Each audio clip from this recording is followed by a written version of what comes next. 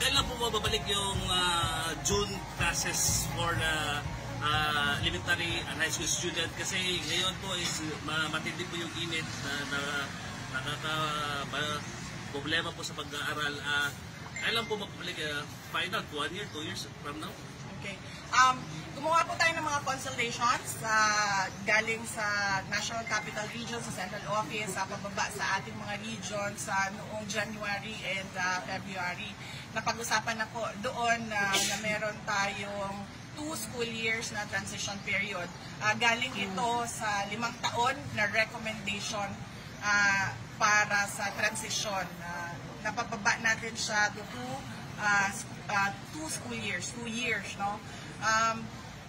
Ang ginagawa po natin ngayon ay ang polisiya ng Department of Education kapag merong weather disturbance, in this case, mataas ang heat index ng iba't ibang lugar sa Pilipinas, pinapayagan natin na magdesisyon ang school head or ang principal na mag-alternative modes, delivery modes or ADM, kung naririnig ninyo yan, ADM yan siya na tinatawag.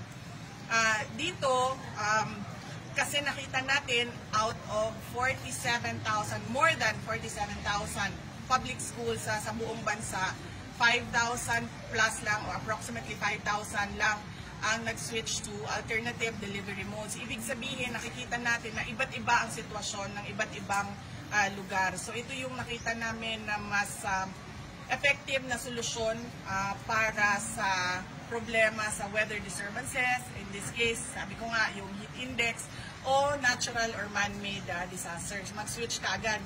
Yung tinatawag natin na distance learning. O ang tawag namin, ang official na tawag dyan ay ADM ng Department of Education. Pero, bago umalis ang ating Pangulo papunta sa Trilateral Summit, meron kaming nabasa, nakita sa kanyang mga interviews na meron siyang tinitingnan na pagpaikli ng pagpapabalik ng ating school calendar sa traditional natin na pagtatapos ng March at pagsisimula ng June. Kaya meron kaming sinisik out na meeting sa ating Pangulo pagbalik niya para mabigyan kami ng clarification kung ano yung direksyon ng ating Pangulo with regard to the reversion of the school calendar. Okay, from RMN. Vice, sa RMN po, it's busy Butuan. Kumusta po hiningi na umito ng sahod ng ating mga guro? Vice, anong update?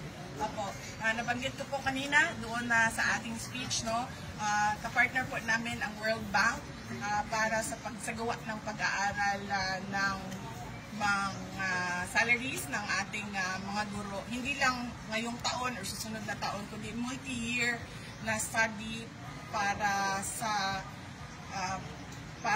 graduated na pagtaas ng sahod ng ating mga guro in comparison with countries natin, countries dito sa Southeast Asia, nakapareho natin ng economic standing and also in consideration of inflation sa mga susunod na taon. Okay, last question from Roger Rapido. Yes, ma'am.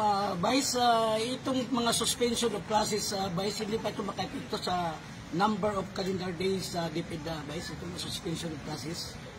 Hindi po. Ang ginagawa po natin ay suspension of in-person classes. Ibig sabihin po niyan, sinuspend natin yung pagpasok ng mga bata sa paaralan, pero hindi natin sinuspend yung kanilang pag-aaral. Kaya po, alternative delivery modes ang tawag sa kanya because yung delivery natin hindi na siya sa loob ng classroom, kundi distance learning na siya. Ibig sabihin, kung yung klase or yung paaralan meron silang online, nandun sila sa online, at kung wala man silang online, nandun sila sa modular or mga performance tasks na kailangan na gawin ng mga bata at i-submit doon sa kanilang mga group. Thank you. Last pagkakutan naman. Yes, sir. Vice, every time na halos doon na kayo mga speeches, kanunay lang, especially yung pagmahali ka sa karakter, kanunay ni mo may munduman ang among governor sa Agusan mo. Because unang-una, nagpasalamat ko permi kay Governor Iay, Governor Angel Amante sa iyang pagdawat sa amuang dinhi permi sa Agusan del Sur. Very welcoming siya katong katapusan na naami dinhi para sa ato ang World Teachers Day. And mainiton kayo iyang pagdawat sa ato ang mga maestra dinhi sa Mindanao. Mo na nako kayo ang ako ang pasalamat sa iya. And of course, Agusan del Norte has the most unforgettable governor sa tibuok Pilipinas. Thank you, ma'am. Okay? Thank you po.